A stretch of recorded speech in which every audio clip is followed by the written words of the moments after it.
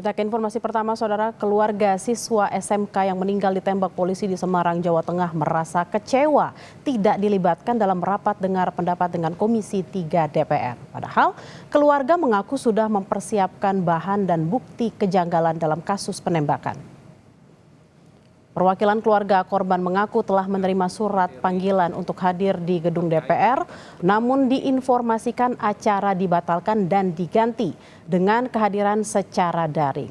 Namun setelah menunggu untuk bergabung secara daring, pertemuan tidak dapat diakses.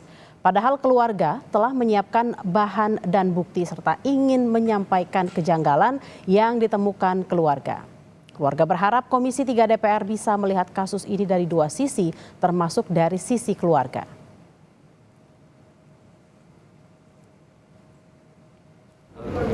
Undang ke Jakarta ikut DPU itu hari Minggu. Tetapi pasangan hari Selasa hari ini sebetulnya. Tetapi Minggu sore dibatalkan.